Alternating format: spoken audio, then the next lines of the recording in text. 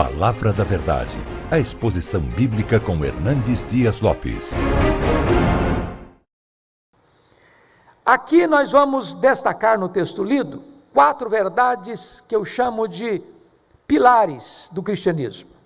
E eu gostaria que você acompanhasse comigo quais são essas 4 verdades que são essenciais, são axiais, são pivotais na história do cristianismo. E a primeira verdade que Lucas destaca é a ressurreição de Cristo como uma verdade incontroversa. Veja você comigo, por gentileza, no versículo 3. A estes também,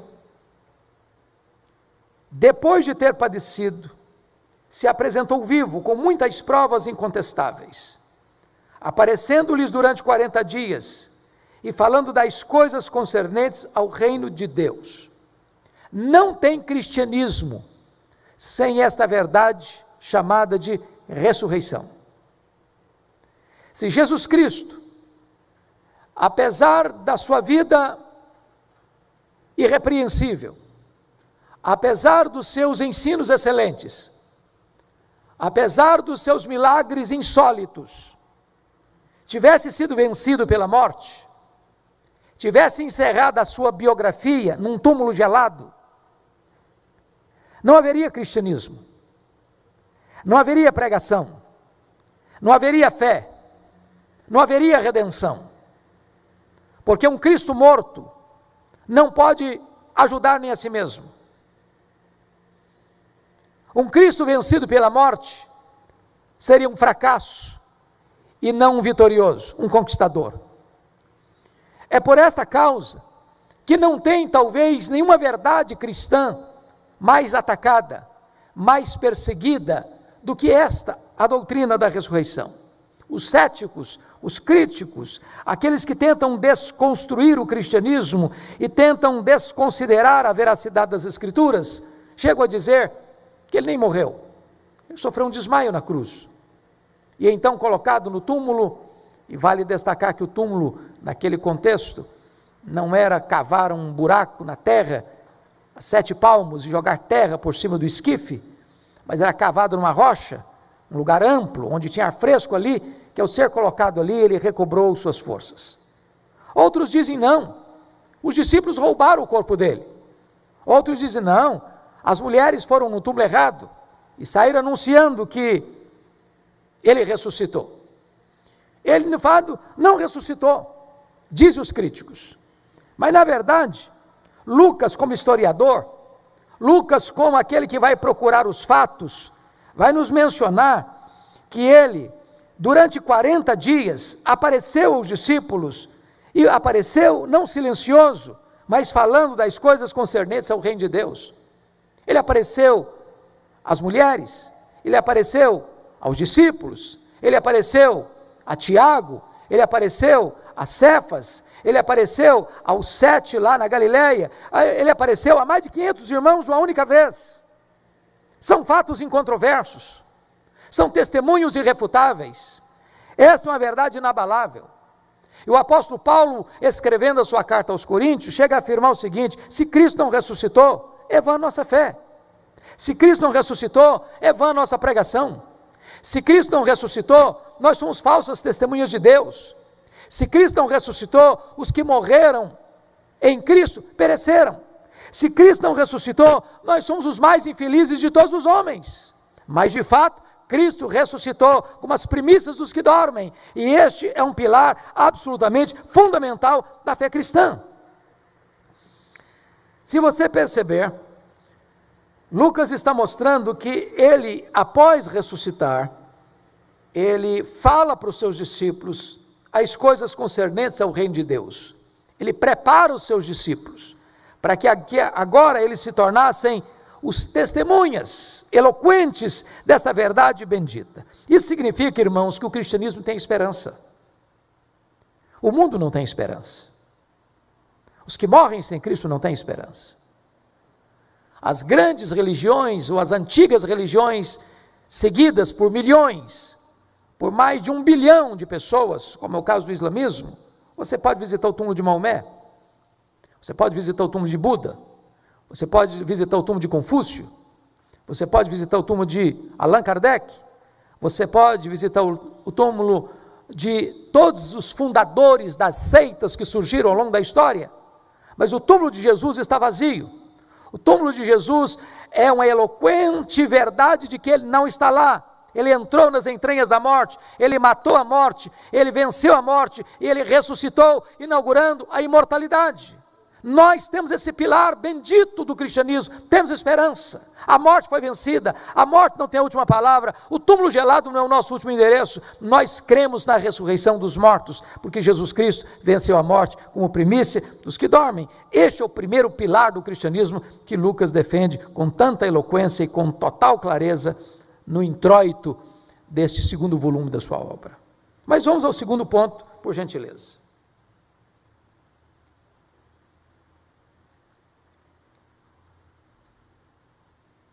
Veja comigo que este assunto ele trata nos versos 1 a 3, e agora ele vai tratar nos versos 4 a 8, sobre a promessa do Espírito Santo, uma dádiva do Pai.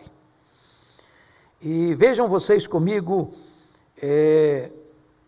o versículo 4. E comendo com eles, determinou-lhes que não se ausentassem de Jerusalém, mas que esperassem a promessa do Pai, a qual, disse ele, de mim ouvistes. Porque João, na verdade, batizou com água, mas vós sereis batizados com o Espírito Santo, não muito depois destes dias. Aqui tem um ponto fundamental e, ao mesmo tempo, muito sensível do cristianismo,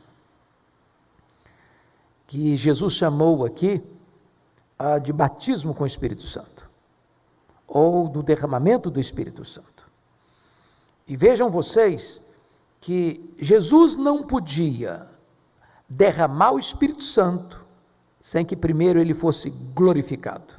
Eu preciso que vocês leiam comigo 2 versículos que deixam isso claro, para nós voltarmos para esse texto e buscarmos nele o entendimento adequado. Então, quais são esses versículos? Primeiro, João capítulo 7.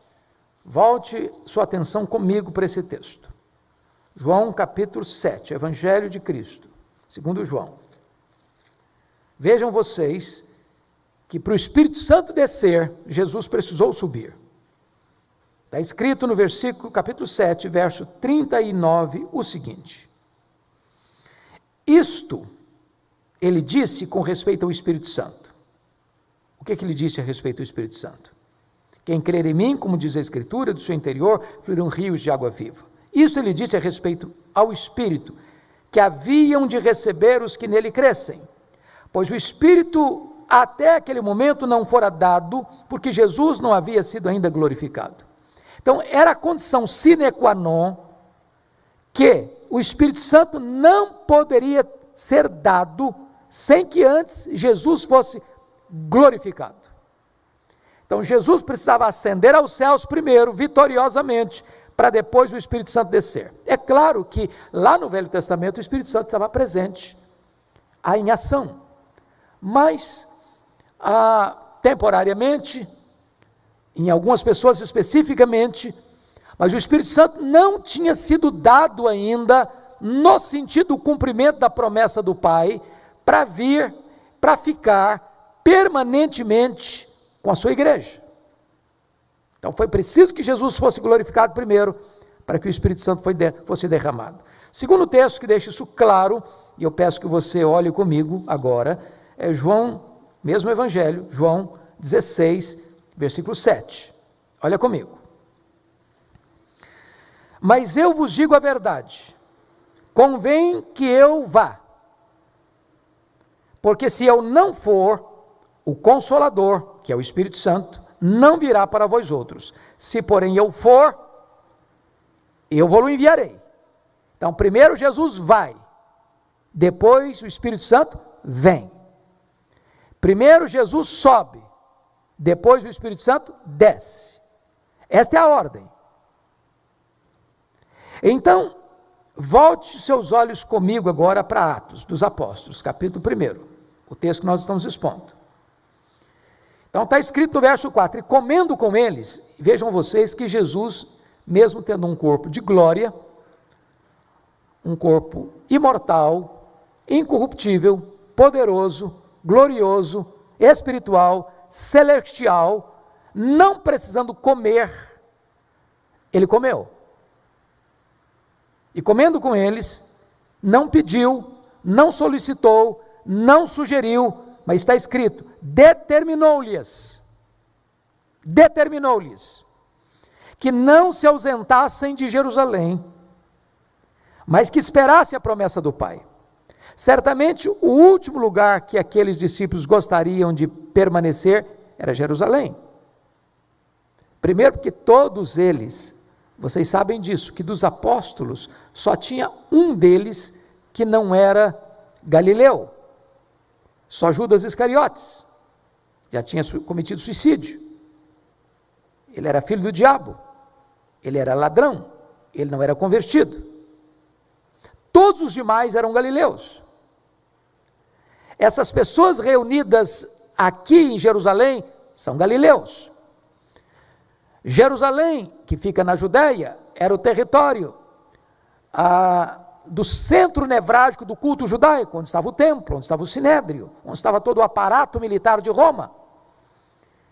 E certamente eles temiam, era um lugar perigoso para eles. Mas, embora eles tivessem, talvez, vontade de fugir para o reduto comum deles, a Galileia, lá para o norte, a ordem é expressa, determinou-lhes que não se ausentassem de Jerusalém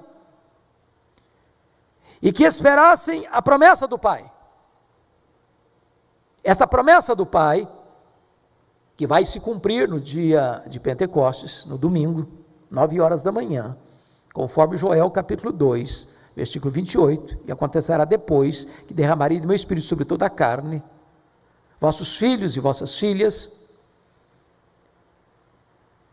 terão visões, vossos velhos sonharão, até sobre os servos e as minhas servas eu derramarei do meu espírito naqueles dias. Esta promessa se cumpre no dia de Pentecostes. Essa era a promessa do Pai, era o derramamento do Espírito Santo. Mas eu chamo a sua atenção para o fato de que esta promessa, ela precisa ser bem entendida por nós. Talvez nós pudéssemos recorrer, juntamente com Atos 1, 4 e 5, a Lucas 24, 49, porque lança luz sobre o assunto. Lá em Lucas 24, 49, Jesus diz, permanecei na cidade até que do alto sejais revestidos de poder. Isso exige obediência irrestrita, permanecei na cidade. E exige perseverança inabalável, até que sejais revestidos de poder. Jesus não disse, olha, vocês permaneçam uma semana, ou 10 dias, ou um mês, ou um período indefinido, ou um período definido, permaneçam até que. Pois bem, só que Jesus agora, no verso 5 de Atos 1, vai linkar este assunto, a promessa do Pai, com o que ele chamou, com o que João Batista chamou do batismo com o Espírito Santo, porque João na verdade batizou com água, mas vós sereis batizados com o Espírito Santo não muito depois desses dias. Quero destacar aqui algumas coisas importantes. Primeiro, João Batista batizava com água, mas ele reconhece que nós, humanos, temos limitações. Nós podemos usar os símbolos, mas não podemos produzir o efeito do simbolizado. O pastor pode batizar uma ovelha, um novo convertido, ou uma pessoa que se apresenta, mas ele não tem o poder de operar aquilo que a água simboliza. João entendia isso. João sabia dos seus limites. Mas ele diz, depois de mim vem um mais poderoso que eu, e ele vos batizará com o Espírito Santo e com fogo. Então quem tem o poder de batizar é Jesus. Agora, o que é o batismo com o Espírito Santo? Bom, este não é um assunto que tenha consenso no meio evangélico. Mas a primeira coisa que nós precisamos dizer é que todo salvo é batizado pelo Espírito no corpo de Cristo. Está escrito expressamente em 1 Coríntios 12, 13. Todos nós fomos batizados pelo Espírito no corpo de Cristo. Em outras palavras, Ninguém pode ser crente, salvo, sem ter recebido o Espírito Santo. Paulo chega a dizer isso. Ninguém pode dizer Senhor Jesus, senão pelo Espírito Santo. É o Espírito Santo quem convence de pecado. É o Espírito Santo quem regenera. É o Espírito Santo quem nos sela no corpo de Cristo, para o dia da redenção. É o Espírito Santo quem nos batiza no corpo de Cristo. Portanto, todo crente tem o Espírito Santo. Se não tem, não é crente, não é salvo. Preciso concordar com Charles Haddon Spurgeon, quando ele diz o seguinte: é mais fácil eu acreditar que um leão tornar-se-á vegetariano do que acreditar que uma pessoa sequer possa ser salva sem a obra do Espírito Santo. Então, quem opera isso é o Espírito Santo. E o batismo com o Espírito Santo tem a ver inicialmente, fundamentalmente, primariamente com a questão da salvação. Então, isso está claramente posto nas Escrituras. Por outro lado, também está claro que uma coisa é você ter o Espírito, outra coisa é o Espírito ter você. Uma coisa é você ser habitado pelo Espírito, outra coisa é você ser cheio do Espírito. Uma coisa é ter o Espírito presente, outra coisa é ter o Espírito presidente. Porque tanto Jesus quanto João Batista, ao tratar da matéria, linka também o assunto a revestimento de poder.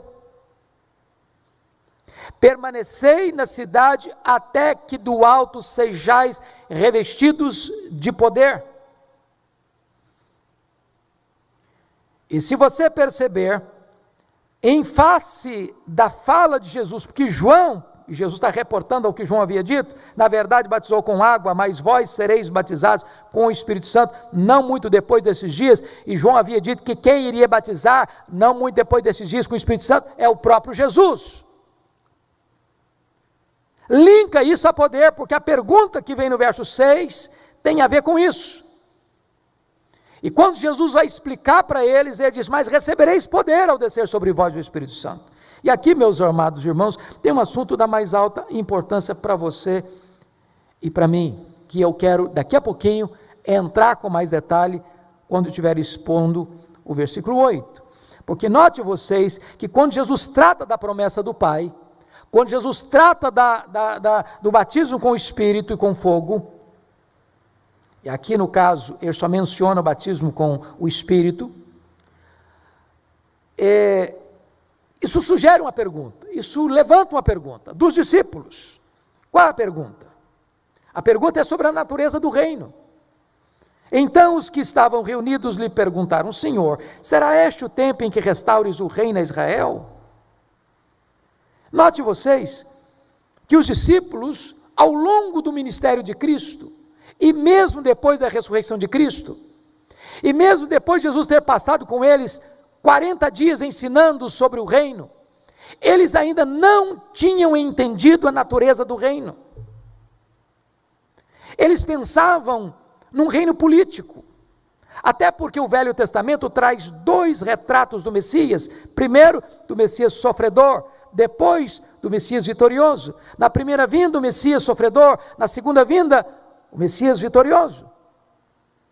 E é por isso que os judeus rejeitam Jesus, porque eles não conseguiram entender o Messias sofredor, o Messias que veio, se encarnou, se humilhou, se tornou servo, se humilhou até a morte, e morte de cruz. Se vocês lerem atentamente os evangelhos, vocês verão que não só as multidões foram tentadas a fazer de Jesus um rei político, como Jesus multiplicou pães e peixes, por exemplo, lá em João 6, a multidão ficou encantada. É desse Messias que nós precisamos, é desse líder que nós precisamos, é alguém que dê pão para a gente, que multiplica pães e peixes, que cura os nossos enfermos, que trate dos nossos problemas, do aqui e do agora, problemas imediatos, terrenos, temporais. E o que Jesus fez? Alimentou essa esperança neles? Não, Jesus saiu, Jesus os deixou.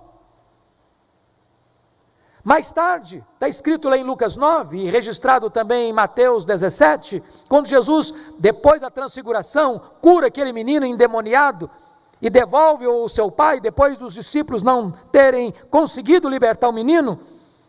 Diz o texto, lá em Lucas 9, 43, que todos ficaram maravilhados do quanto Deus fazia por intermédio de Jesus, inclusive os discípulos.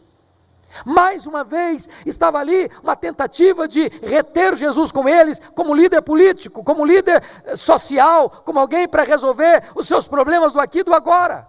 E Jesus olha para os discípulos e diz assim: fixai nos vossos ouvidos as seguintes palavras: o Filho do Homem vai ser entregue nas mãos dos homens. Em outras palavras, não pensem vocês que eu vim ao mundo apenas para curar enfermos, que eu vim ao mundo apenas para multiplicar pães e peixes, que eu vim ao mundo apenas para resolver os seus problemas imediatos. É para a cruz que eu estou indo, porque é lá na cruz que eu vou abrir a porta do cativeiro de vocês, é lá na cruz que eu vou resgatar vocês. Quando os discípulos aqui perguntam: vai ser nesse tempo que o Senhor vai restaurar o reino a Israel? Eles estão com esta ideia latejando e pulsando na mente deles de novo, de um reino político, onde Israel seria o grande centro administrativo, onde talvez eles, apóstolos, seriam os primeiros ministros, ou os ministros de Estado de Jesus. Eles tinham uma ideia, assim, muito política do que era o reino de Deus. E Jesus vai mostrar para eles que o reino de Deus não é geográfico, que o reino de Deus não é terreno, que o reino de Deus não é político, como Jesus dissera para Pilatos: meu reino não é deste mundo. E como Jesus responde a eles? Confiram comigo o verso 7. Respondeu-lhes: não vos compete conhecer tempos ou épocas que o Pai reservou pela sua exclusiva autoridade. Tempos aqui é cronos, é tempo marcado no relógio de segundos, minutos, horas, dias, semanas, meses, anos, décadas, séculos, milênios. A palavra épocas é kairos, é o tempo que não é marcado pelo relógio, é o tempo oportuno. O que Jesus está dizendo para eles é o seguinte: olha, não compete a vocês especularem. Vocês não foram salvos e chamados para lucubrarem, para teologizarem, para filosofarem, para ficarem nesse campo da cogitação.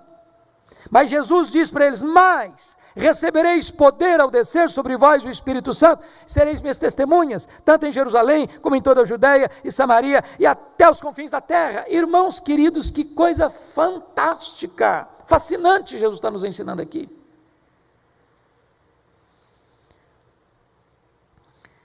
Vejam vocês: mas recebereis poder ao descer sobre vós o Espírito Santo. Então Jesus está linkando aquele assunto que estava tratando lá, a promessa do Pai, não só como a descida do Espírito Santo para ficar para sempre com a igreja e nos selar no corpo de Cristo, como membros do corpo de Cristo, nos dando o selo da nossa redenção, garantia da salvação, mas também viria este componente que seria este revestimento de poder, esta plenitude do Espírito, esta capacitação para o testemunho. E eu queria fazer uma pergunta bem pessoal para você, como se nós estivéssemos numa conversa particular.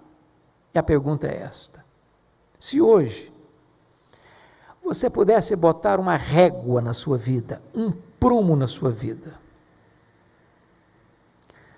imaginemos que aquele aparelhinho que o diácono botou na sua testa antes de você entrar nesse templo fosse um aferidor espiritual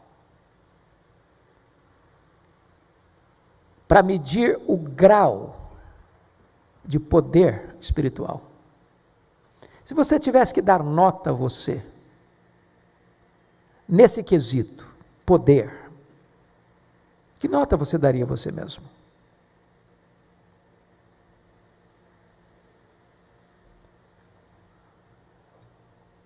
Talvez você pergunte: mas para que eu preciso desse poder? E a primeira coisa que para mim esse texto deixa claro é que você e eu precisamos desse poder para nós sairmos desse campo da especulação teológica, escatológica, para o campo da ação missionária. Irmãos, às vezes nós investimos quase todo o nosso tempo na área da investigação, ou até mesmo da discussão da obra, quando na verdade nós recebemos poder para fazer a obra. Não é nosso papel primário discutir a obra, nós recebemos poder para fazer, para ser testemunha. E Deus reveste de poder o crente neófito, como reveste de poder o crente maduro. Um crente novo, cheio do Espírito Santo, ele é capaz de fazer mais de um crente maduro, se ele não está cheio do Espírito Santo. Um crente que tem limitação de conhecimento, se ele abrir a boca para pregar, mesmo às vezes até com problemas de deficiência no vernáculo, talvez ele consiga mais resultado do que aquele que tem muito conhecimento, mas não está cheio do Espírito Santo. Se você ler a história de Dwight Lyman Moody, ele nunca foi um homem culto. Quando se ouvia Dwight Lyman Moody, os ouvidos doíam por causa dos erros de gramática que ele cometia. Mas quando ele pregava, os corações se derretiam. Aquele homem levou a Cristo mais de 500 mil pessoas. E ele soube exatamente o dia, a circunstância onde ele recebeu um revestimento de poder. Nós precisamos desse poder, queridos, para sairmos do campo da especulação para o campo da ação. Mas notem vocês que nós precisamos de poder também para rompermos barreiras de relacionamento. Quando você lê o livro de Atos, é muito curioso isso. Mesmo depois do derramamento do Espírito Santo, a igreja continuou muito judaica ainda, até o capítulo 7. E mesmo depois disso, vocês se lembram que quando Pedro foi à casa de Cornélio, aquele centurião romano, lá em Cesareia Marítima, e aconteceu ali um fato que Pedro não foi por livre e espontânea vontade, não, ele foi convocado. Um anjo mandou o Cornélio ir lá em Jope trazer o Pedro para sua casa, para falar para ele do Evangelho. E Pedro vai em obediência. E ele teve que prestar um relatório muito minucioso aos líderes da igreja de Jerusalém, porque eles censuraram a ele ter entrado na casa de um gentio. Então essa barreira era imensa. Mas havia uma barreira racial, cultural, religiosa, gravíssima entre judeus e samaritanos. Já há séculos. Tanto é fato isso que quando Jesus está indo para Jerusalém para ser preso, ser crucificado, ele vai passar, está escrito lá em Lucas 9, pela aldeia de Samaria, e os samaritanos não receberam Jesus, porque liam no rosto dele que ele estava indo para Jerusalém. E João, chamado também de Boanerges, filho do trovão, perguntou a Jesus assim: o senhor quer que a gente manda cair fogo do céu para quebrar essa gente? Jesus, você não sabe que espírito eu sou, João? Agora tem o Pentecoste. Agora a igreja está revestida com o poder do Espírito Santo. Agora, em virtude da perseguição que vem sobre a igreja, no capítulo 7, no capítulo 8, todos são dispersos, exceto os apóstolos, e o diácono Filipe vai para Samaria. E quando ele chega lá, diz a Bíblia que o Espírito Santo vem, coisas maravilhosas acontecem, o Evangelho é pregado, pessoas são curadas, cativos são libertos, e a igreja manda para lá quem? João, Pedro, não para pedir fogo de destruição, mas para orar pedindo o derramamento do Espírito Santo. Por que eu preciso de poder? Porque tem mágoas, tem ressentimentos, tem estremecimento nos relacionamentos, tem inimizades históricas que não são resolvidas, tem mágoas antigas que não são tratadas, tem feridas abertas que não cicatrizaram, tem dramas pessoais que contornamos, mas não resolvemos. E nós precisamos do poder do Espírito Santo, porque só no poder do Espírito Santo a igreja pode quebrar muralhas de inimizades e romper barreiras de mágoas históricas. E então o Evangelho, onde ele entra, ele transforma vidas, ele costura relacionamentos, ele transforma relacionamentos, ele pavimenta a reconciliação. Precisamos de poder. Mas, irmãos queridos, nós precisamos de poder para testemunhar. E Jesus Em Atos 8, ele dá o cronograma da igreja: Jerusalém, Judeia, Samaria e os confins da terra. Se você ler atentamente o livro de Atos, é essa agenda que é cumprida. Até o capítulo 7, Jerusalém, que fica na Judeia. Capítulo 8, o evangelho chega em Samaria.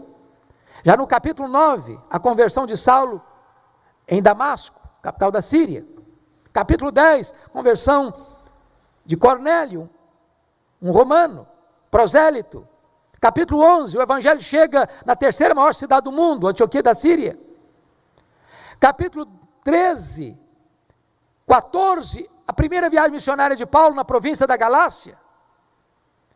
Capítulo 16, 17, 18, segunda viagem missionária de Paulo na província da Macedônia e da Caia. Capítulo 19 e 20, terceira viagem de Paulo, província da Ásia Menor. Depois Paulo é preso em Jerusalém, é transferido para Cesareia e termina Atos sem terminar, com Paulo em Roma. E o evangelho alcança naquela geração os confins da terra. E hoje? Nós temos ainda muitos povos, muitas tribos, muitas etnias que não têm sequer João 3,16. Tem muitos lugares ainda onde o território está fechado para os missionários. Tem muitos países ainda onde não tem presença de igrejas cristãs. E nós precisamos, irmãos, de poder para sairmos do comodismo.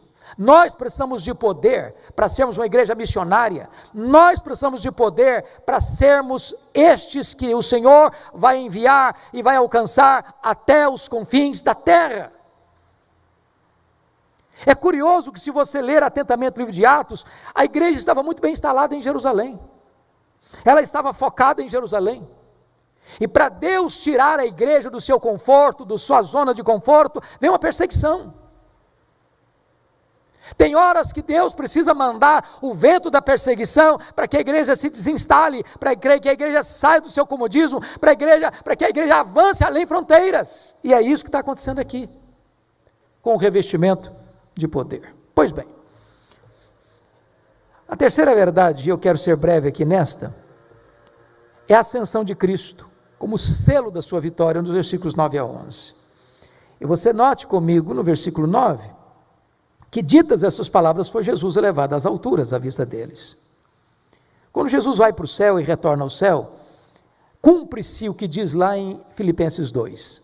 Ele, sendo Deus, não julgou como usurpação ser igual a Deus, ele a si mesmo se esvaziou, se tornou servo, humilhou-se até a morte e cruz, pelo que também o Pai o exaltou sobremaneira.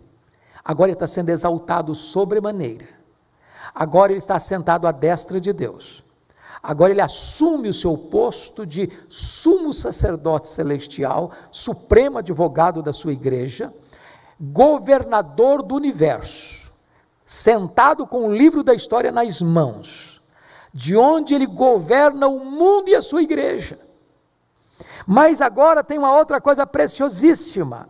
Notem vocês, no versículo 11, que os varões, os dois anjos aparecem e conversam então, esses dois anjos vestidos de branco, com os galileus que olhavam. Vejam vocês que chamam de galileus. São galileus, lá da Galileia. Porque estáis olhando para as alturas, esse mesmo Jesus que dentre vós foi assunto ao céu virá do modo como vi subir. Tem aqui outro pilar, a segunda vinda de Cristo. Como é que vai ser a segunda vinda de Cristo? Primeiro, vai ser pessoal, ele mesmo vai voltar. O mesmo que subiu é o que vai descer. Segundo, vai ser visível, todo olho verá. Terceiro, vai ser audível ao soar da trombeta de Deus, ouvida a voz do arcanjo. Quarto, vai ser repentina, num instante, no abrir e fechar de olhos, como um relâmpago risca os céus do oriente para o ocidente. Quinto, vai ser inesperada, vai ser como ladrão. Não é óbvio esse dia. Sexto, inescapável, vai ser como mulher grávida, que precisa dar à luz. Não tem como ninguém mudar essa agenda. Sétimo, vai ser uma vinda gloriosa e vitoriosa, a ponto de 1 Coríntios 15, 25, dizia que ele vai colocar todos os inimigos debaixo dos seus pés e entregar o reino ao Deus e Pai, para que ele seja tudo em todos. Vejam vocês que Lucas está tratando daquilo que é a essência do cristianismo, a ressurreição, a descida do Espírito Santo, a ascensão de Cristo e a promessa da sua segunda vinda. Mas eu quero terminar com o último ponto, que é a busca do Espírito Santo, o clamor da igreja. Olha comigo, por gentileza, a partir do verso 12 ao 14. Jesus volta para o céu triunfantemente e os discípulos retornam para o cenáculo alegremente, diz o verso 12. Então voltaram para Jerusalém do Monte Olival, que é o Monte das Oliveiras, e diz o versículo 13, quando ali entraram, subiram para o cenáculo. Por que cenáculo? Vocês se lembram que foi nesse cenáculo, que fica no Monte Sião, no topo da cidade de Jerusalém, o local que Pedro e João prepararam a Páscoa. Foi ali que Jesus ministrou para os seus discípulos os últimos ensinamentos. Lavou os seus pés, falou para eles da segunda vinda, falou para eles do derramamento do Espírito, falou para eles da sua paz, orou por eles, fez a transição do judaísmo para o cristianismo, encerrando a Páscoa judaica, inaugurando a nova aliança com o seu sangue, instituindo a ceia. Para esse local eles voltam. Quem volta? Veja comigo, quem volta? Pedro, João, Tiago, André, Filipe, Tomé, Bartolomeu, Mateus, Tiago, filho de Alfeu, Simão, Zelote, Judas, filho de Tiago. Todos eles perseveravam unânimes em oração. Agora note mais, com as mulheres. Que mulheres? Que mulheres? Para você entender isso aqui, você precisa ler necessariamente Lucas 8. Essas mulheres aqui são aquelas mulheres chamadas de Maria Madalena, Joana, Susana e muitas outras que sustentaram financeiramente o ministério de Jesus. Essas mulheres acompanharam Jesus nas suas viagens itinerantes por todas as cidades e aldeias da Galileia, eram 204, bancando financeiramente o ministério de Jesus. Essas mulheres, quando Jesus subiu para ser crucificado, e Jesus deixou isso claro para eles, para os discípulos e para elas subiram com ele. Quando Jesus foi crucificado, só consta que João estava lá, mas essas mulheres estavam lá. Quando Jesus foi sepultado, nem consta que João estivesse presente, mas essas mulheres estavam lá vendo onde e como ele foi sepultado. Essas mulheres é que foram no túmulo domingo de manhã para levar aromas. Essas mulheres foram as primeiras a ver o túmulo aberto. Essas mulheres foram as primeiras a entrar no túmulo. Essas mulheres foram as primeiras a ouvir a voz do anjo. O que vocês estão procurando aqui? Entre os mortos, aquele que está vivo, ele não está mais aqui, ele ressuscitou. Essas mulheres foram as primeiras a receber uma mensagem do anjo. Ele ressuscitou, vai lá e fala para os seus discípulos. Essas mulheres foram as primeiras testemunhas da ressurreição de Cristo e testemunhas da sua ressurreição aos seus discípulos. Essas mulheres estão lá na ascensão, estas mulheres estão aqui no cenáculo, aguardando a promessa do Pai. Quem mais está lá? Está escrito lá que está lá Maria, mãe de Jesus, com os irmãos dele. Então esses são os integrantes, ao todo 120 pessoas, diz a Bíblia. Agora vejam vocês como é que eles oraram. Está escrito no versículo 14 assim: todos estes perseveravam unânimes em oração. Eu não sei se você já foi numa vigília de oração, eu tenho certeza que sim, e você olha para o ambiente, tem um dormindo, tem outro bocejando, tem outro assim, que já está quase dormindo, tem outro que está antenado no outro canal, e parece dar uma angústia na alma. Essa reunião de oração não tinha tempo para terminar. Eles deviam permanecer até que do alto fossem revestidos de poder. E apesar de até que, todos perseveraram unânimes. Imaginaram isso? Com o mesmo foco, com o mesmo propósito, com o mesmo entusiasmo, com o mesmo objetivo, com a mesma devoção. Qual foi o resultado? Diz o versículo, capítulo 2, versículo 1, que 10 dias depois, ao cumprir-se o dia de Pentecostes, de repente, 9 horas da manhã, veio um som como de um vento impetuoso. Línguas como de fogo, pousando uma sobre cada um deles. E todos ficaram cheios do Espírito Santo e começaram a falar as grandezas de Deus. O que isso provoca? Ceticismo. O que quer isso dizer? O que isso provoca? Preconceito. São galileus. O que isso provoca? Zombaria. Estão embriagados. Mas Pedro se levanta cheio do Espírito Santo e prega um sermão cristocêntrico: a morte de Cristo, a ressurreição de Cristo, a ascensão de Cristo, o senhorio de Cristo. E eu acho isso magnífico, porque o apelo não partiu do pregador para o seu auditório, partiu do auditório para o pregador. E perguntaram: o que nós vamos fazer diante disso? E Pedro respondeu: arrependei-vos, e cada um de vós seja batizado em nome do Senhor Jesus Cristo, para a remissão dos vossos pecados, e recebereis o dom do Espírito Santo. E esta promessa não é apenas para vós, é para os vossos filhos, para aqueles que ainda estão longe, para quantos o Senhor nosso Deus chamar. Esta promessa é para você, meu irmão. Essa promessa é para os seus filhos. Essa promessa é para os seus netos. Essa promessa é para a nossa geração. Nós precisamos também sermos revestidos com o poder do Espírito Santo. E eu quero concluir dizendo que esta reunião de oração no cenáculo nos ensina pelo menos 4 coisas impressionantes. Primeiro, isso desmistifica a questão do lugar sagrado.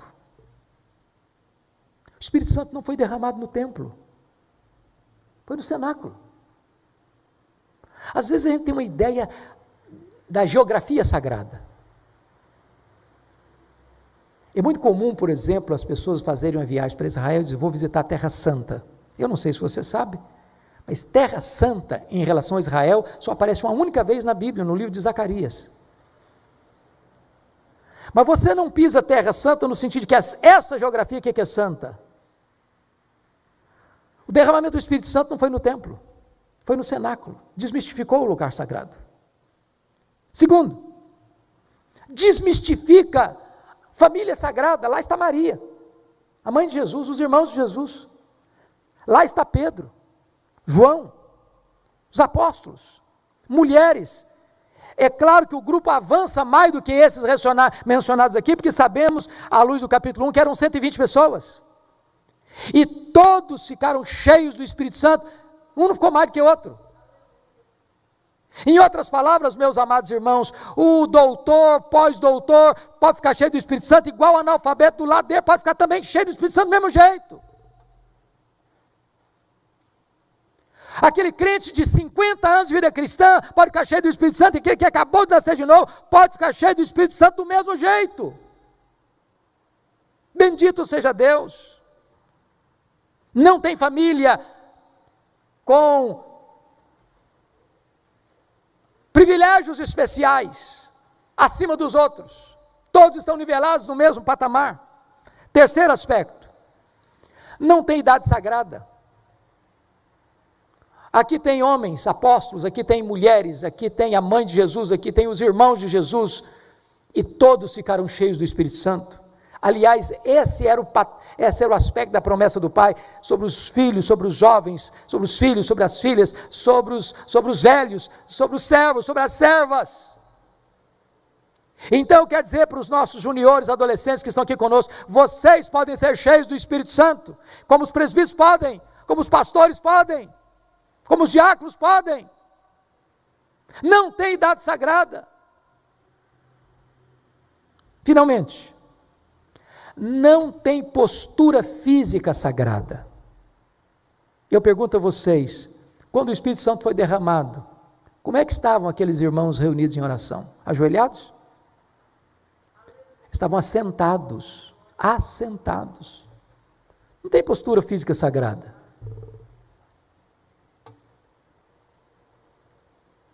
Você pode estar sentado, você pode estar de pé, você pode estar ajoelhado. O que Deus está vendo é o seu coração. E eu espero, amados irmãos, que diante destas palavras introdutórias deste livro de Atos, nós possamos hoje dizer: Senhor, eu preciso desse poder. Eu sou crente há tantos anos. Ou talvez você diga: eu sou líder da igreja há tantos anos. Eu já li tantos livros sobre esse assunto. Eu já escutei tantos sermões sobre esse assunto. Eu conheço exegética, histórica e teologicamente esse assunto. Mas talvez hoje a gente pudesse fazer outro tipo de pedido a Deus: Senhor, eu preciso desse poder. Eu quero conhecer esse poder. Eu quero experimentar esse poder. Eu quero ser cheio desse poder. Palavra da Verdade, a exposição bíblica com Hernandes Dias Lopes.